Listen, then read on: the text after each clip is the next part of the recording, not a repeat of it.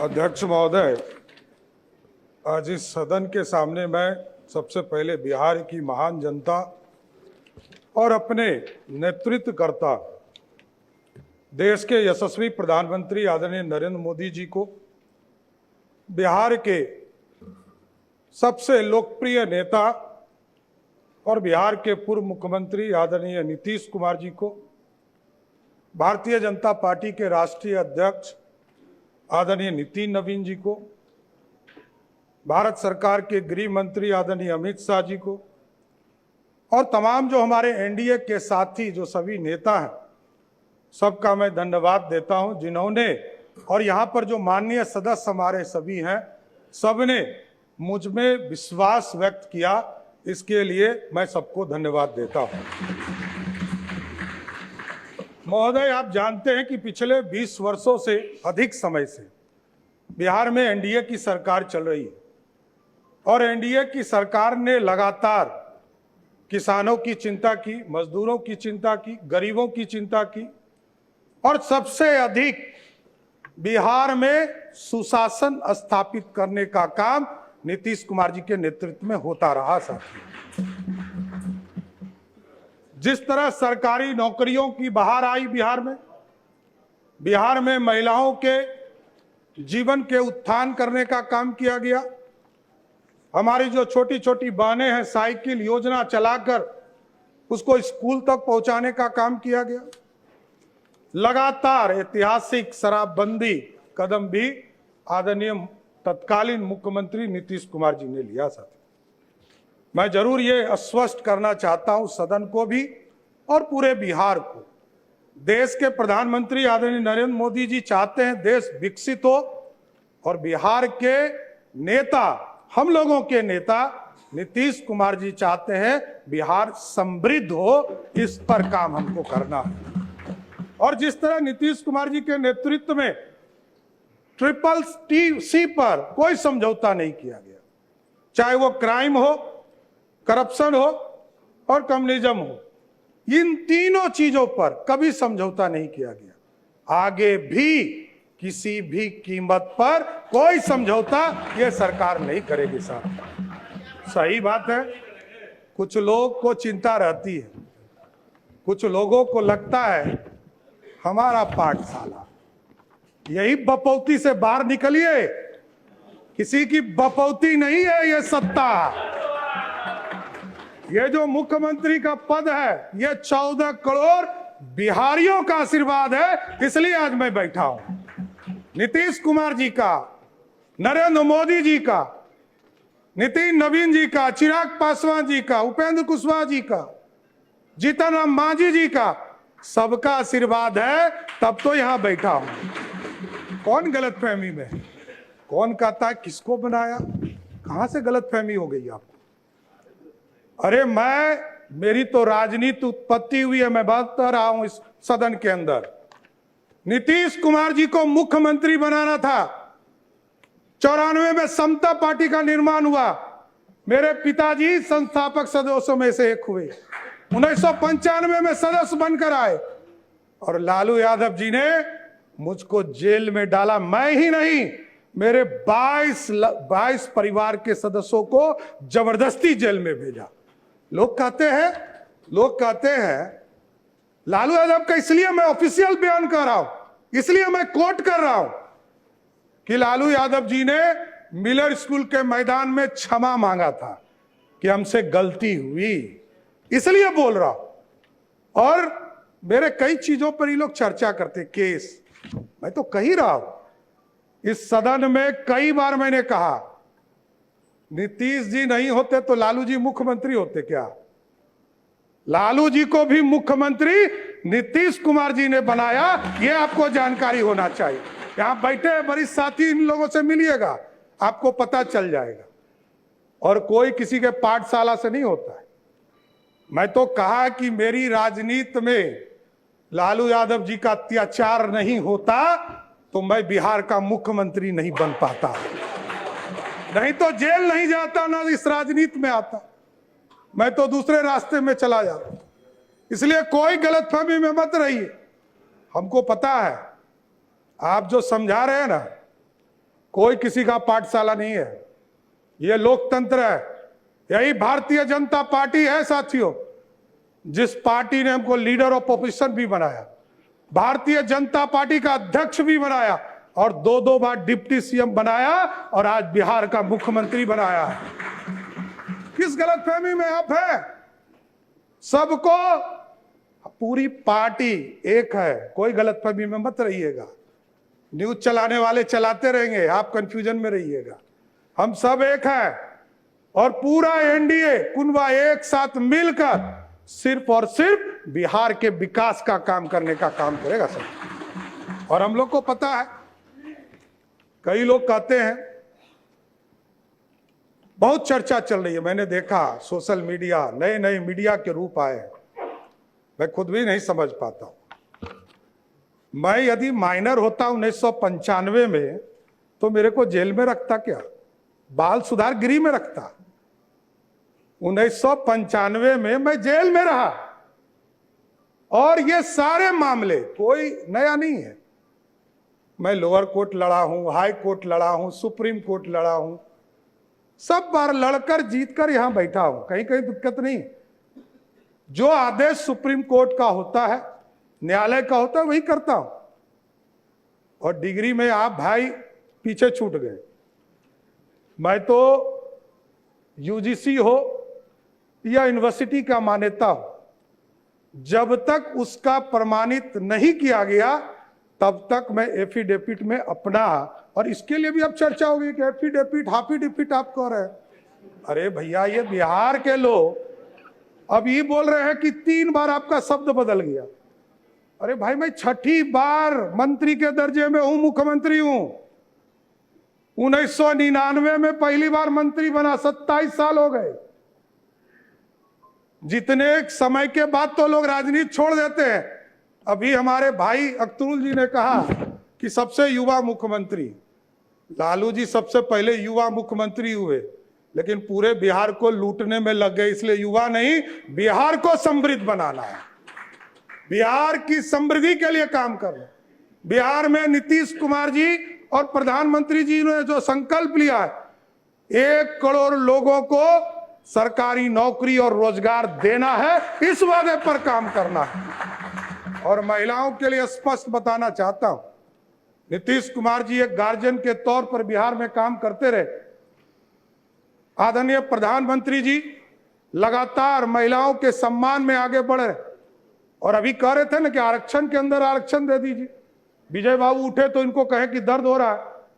आज देख लीजिए, हमारी बहनें यहां बैठी है, 29 विधायक हैं यहां पर, उसमें से 23 विधायक सिर्फ ओबीसी या दलित समाज से है, 2/3 से अधिक। जब आरक्षण होता, आज यदि संसद में बिल पारित हो गया होता तो यहां 29 नहीं, 122 विधायक जीतकर हमारी बहनें आएंगी। यह व्यवस्था चाहते हैं मोदी जी और नीतीश कुमार जी ने तो इसके लिए किया, इसके लिए किया। 2006 में जब कानून बना रहे थे पंचायती राज के अंतर्गत, तो 50% महिलाओं को आरक्षण दिया, और 50% महिलाओं को आरक्षण दिया तो आपको जानकर खुशी होगी कि आज के तारीख में नगर निकाय में और पंचायती राज में 59% महिलाएं चुनाव जीतकर आ रही है, मतलब 50 से 59 हो गया। इसलिए महिलाओं का सम्मान करना पड़ेगा। और मैं तो गारंटी देता हूं कि स्पष्ट तौर पर बिहार की पुलिस काम करेगी और महिलाओं के तरफ कोई भी गलत नजर उठाता है तो उसको पताल से भी निकालने का काम हमारी पुलिस करेगी साथी। और बिहार में सुशासन लगातार कई साथी हमारे काम करते रहे। यहाँ पर राजस्व में आपने देखा कई चीजों को 2011 में से लगातार लोक सेवाओं का अधिकार कानून लागू किया गया। बिहार भूमि पोर्टल शुरू किया गया, ई मोटेशन की सुविधा शुरू की गई। उसके बाद दिलीप जायसवाल जी आए, उन्होंने इसको आगे बढ़ाया, ई प्रबंधन को। विजय सिन्हा जी आए, उन्होंने ई मापी की व्यवस्था कराया। राजस्व न्यायालय में ई कोर्ट की व्यवस्था कराया। संजय सरावगी जी थे, इसको पूरा डिजिटल कराने का काम किया।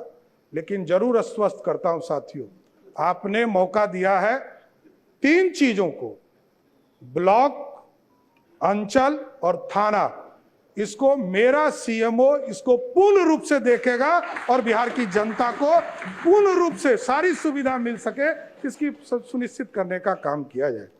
इसलिए पूरे बिहार की चिंता लगातार आदरणीय नीतीश कुमार जी के नेतृत्व में होता रहा है।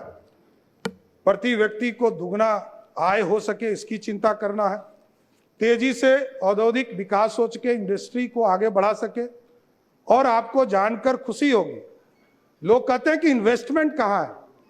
मैं बताना चाहता हूं, 2024 के 28 जनवरी को हम लोगों ने ओथ लिया आदरणीय मुख्यमंत्री नीतीश कुमार जी के साथ। मैं फाइनेंस डिपार्टमेंट में काम कर रहा था।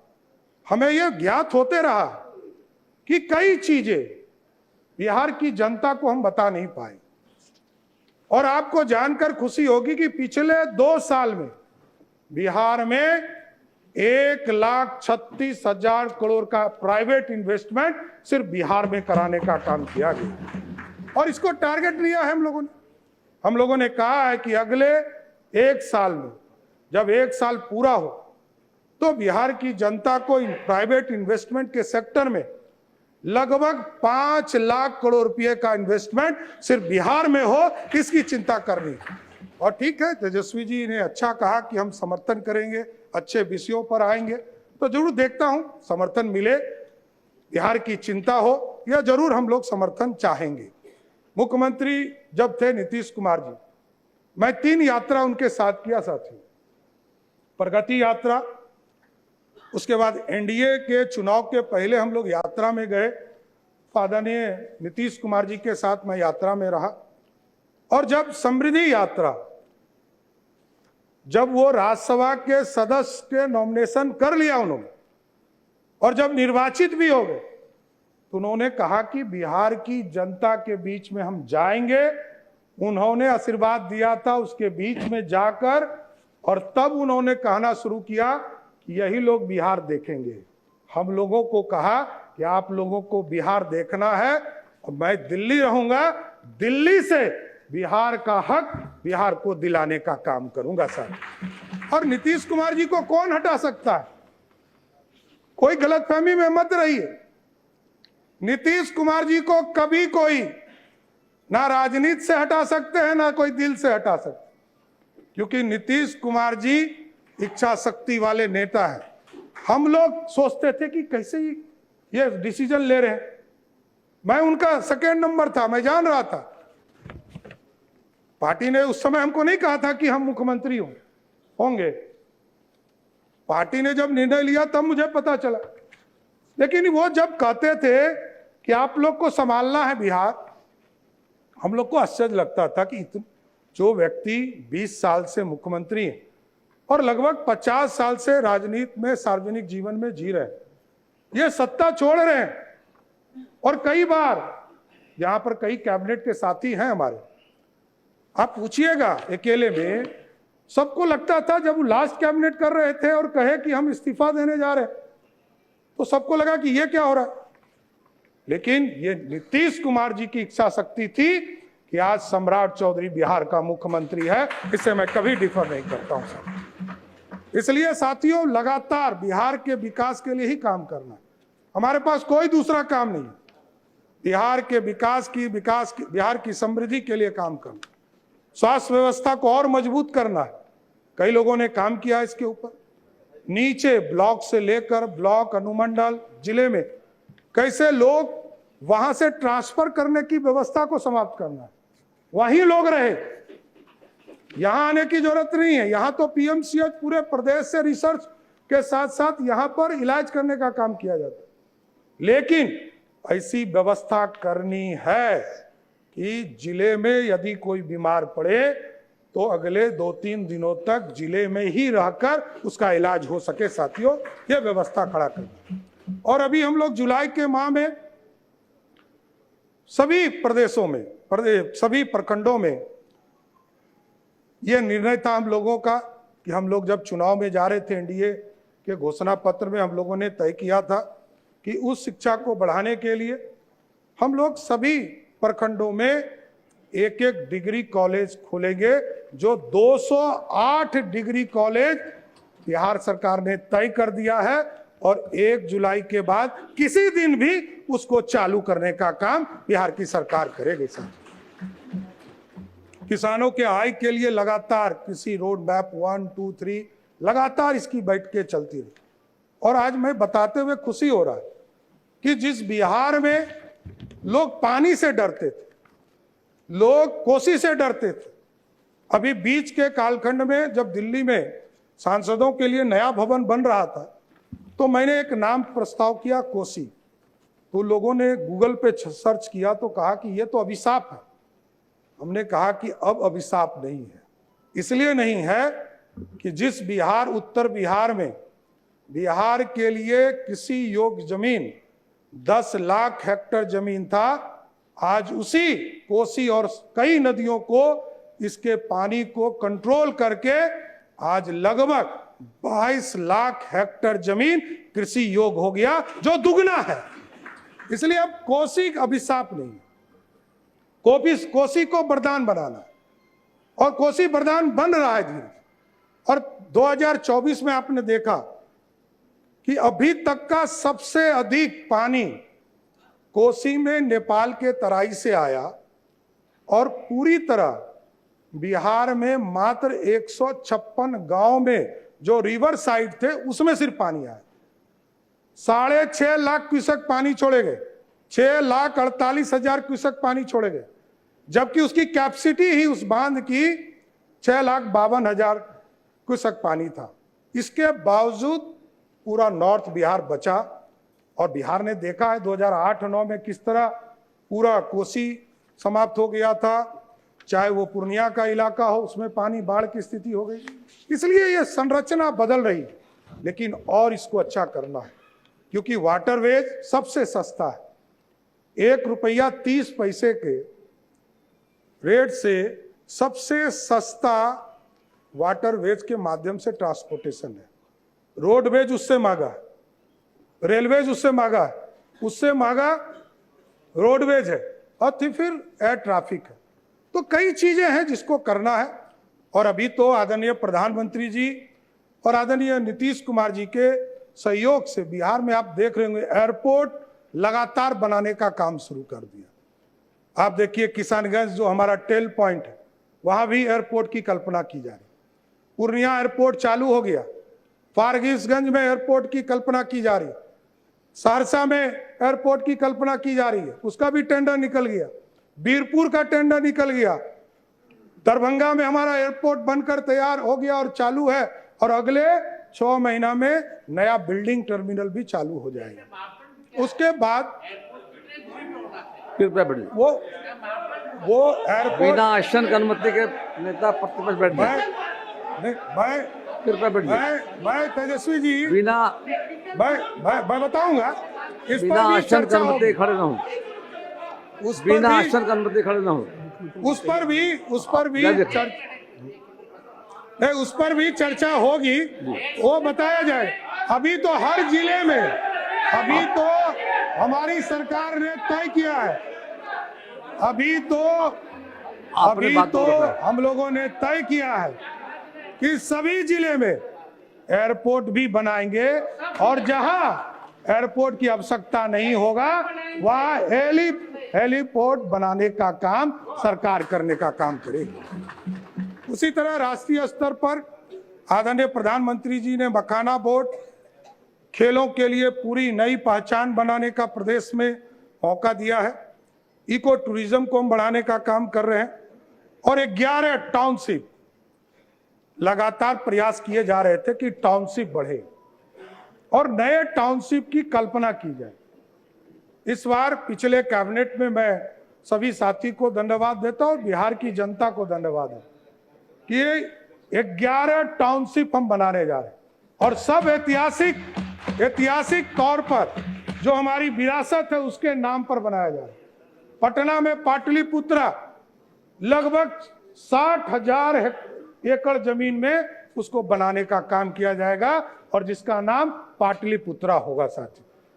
गया जी में जो टाउनशिप बनाया जाएगा उसका नाम मगध के नाम पर रखा गया, क्योंकि इस देश का पहचान भी मगध के तौर पर। मुंगेर जिस धरती से मैं भी आता हूं, उस इलाके को अंगराज कर्ण के तौर पर जाना जाता था और कहते थे लोग कि अंग प्रदेश है, उसको अंग के नाम से वहां टाउनशिप बनाने का काम। भागलपुर जहां ऐतिहासिक धरती है, जहां विक्रमशिला यूनिवर्सिटी होता था, वहां उसको विक्रमशिला के नाम से जाना जाए। पूर्णिया में माता पूरन देवी के नाम से पूर्णिया को ही नए टाउनशिप में बनाया जाएगा। उसी तरह जो सहरसा का इलाका, उस इलाके में कोसी के नाम पर वहां टाउनशिप बनाने का काम किया जाए। और मां जानकी के नाम पर जो मिथिला जो धरती है, जहां उनका जन्म स्थान जिस इलाके में माना जाता है, उसको मां सीता के नाम पर, मिथिला के नाम पर जो राज्य था उसके नाम पर किया जाए। और जो नीतीश कुमार जी ने घोषणा किया था स्वयं, वो था सीतामढ़ी की पावन धरती पर जाकर जब मां सीता के जन्म स्थान पर भव्य मंदिर बनाने का काम शुरू किया गया, तो कहा गया कि हम यहाँ सीतापुरम एक नया शहर बनाने का काम करेंगे। उसी तर्ज पर तिरहुत मुजफ्फरपुर में, सोनपुर के इलाका में हरिहर बाबा है, हरिहरनाथपुर बनाने का काम किया जाएगा। और जो छपरा का इलाका है उसमें सारण, जो पुराना कमिश्नरी माना जाता है, पुराना जिला माना जाता है, उसके नाम पर बनाने का काम किया जाए। इसलिए पूरी तरह अर्बन के भी सेक्टर में इसको आगे बढ़ाने का काम किया जाए। अभी महिलाओं की सुरक्षा की चिंता लगातार लोग करते रहे, और हम लोगों ने तय किया था कि जो स्कूल में छुट्टी होती है, कॉलेज में, महिला स्कूल में, महिला कॉलेज में जब छुट्टी होती है, तो उसके लिए एक सुरक्षा के मापदंड को आगे बढ़ाना है। कई घटनाएं सामने आई प्रकाश में, उसको देखते हुए हम लोगों ने निर्णय लिया कि अब सभी स्कूल और कॉलेज के सामने पुलिस दीदी पिंक स्कूटी के साथ खड़ी होंगी और पूरे प्रदेश में महिलाओं की सुरक्षा को बढ़ाने का काम किया है। इसलिए अभी हम लोगों ने जो पहली कैबिनेट थी उसमें कई फैसले लिए। उसमें हरिहरनाथ बाबा को भी, जिस तरह बाबा विश्वनाथ काशी में स्थापित है, प्रधानमंत्री जी ने जिस तरह कॉरिडोर बनाया, उसी तर्ज पर हम लोग सोनपुर में भी हरिहर बाबा नाथ के नाम पर कॉरिडोर बनाने का काम करेंगे, जो लगभग 680 करोड़ का कॉरिडोर होगा। और उनके आशीर्वाद से पूरा बिहार और समृद्ध हो, इसकी कामना भी करते रहेंगे। कई चीजों की लगातार माननीय विधायकों के द्वारा चिंता रहती थी कि जो रोड एक्सीडेंट होते थे उसको इंश्योरेंस सेक्टर में जाना पड़ता था। हम लोगों ने तय किया, आदरणीय वित्त मंत्री जी, आदरणीय विजय बाबू, सब लोगों ने इसको तय किया कि अब जो रोड एक्सीडेंट होंगे उसमें इंश्योरेंस का भी पैसा 4 लाख मिलेगा और सरकार भी अपने स्तर से उसको 4 लाख रुपया घटना के बाद देने का काम करेगी। इसी तर्ज पर कई चीजें हैं जिसको लगातार आपके समर्थन की जरूरत है और आप लोग लगातार समर्थन करते रहिए। ये जरूर आश्वस्त करता हूं कि कई सेक्टर हैं जिसमें काम करने की जरूरत और भी है। नीतीश जी भी कहते थे कि जो हमारे ब्लॉक के स्कूल हैं उसमें मॉडल स्कूल की स्थापना करना है।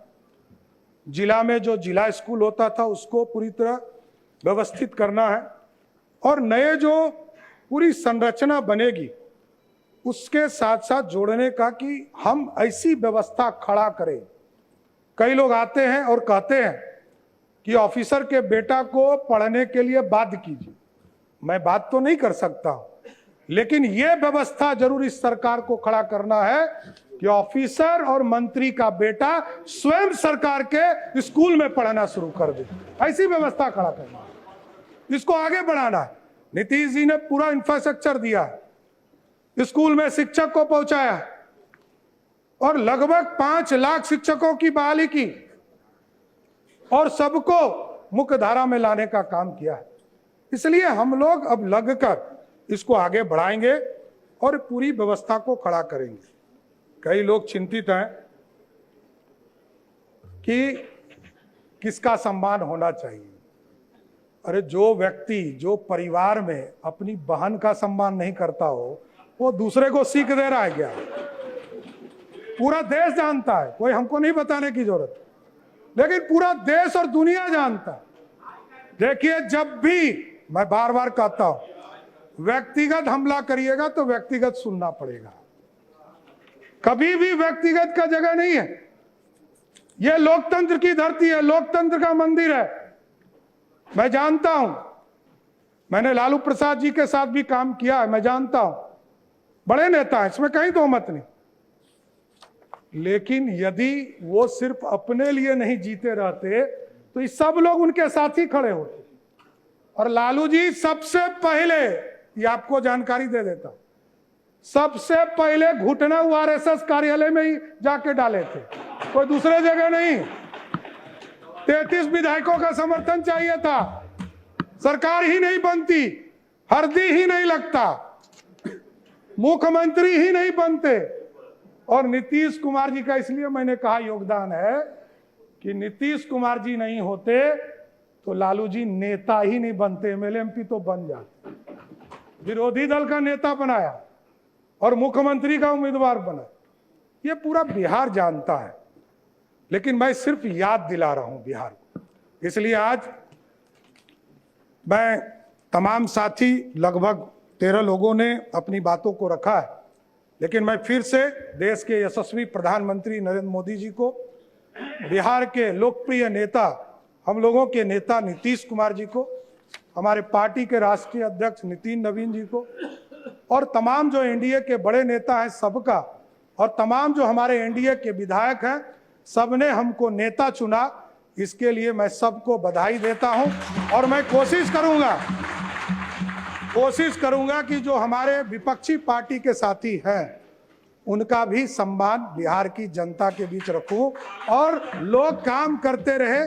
काम से आपके दिल को पूरा एनडीए जीतने का काम करेगा। बहुत बहुत धन्यवाद।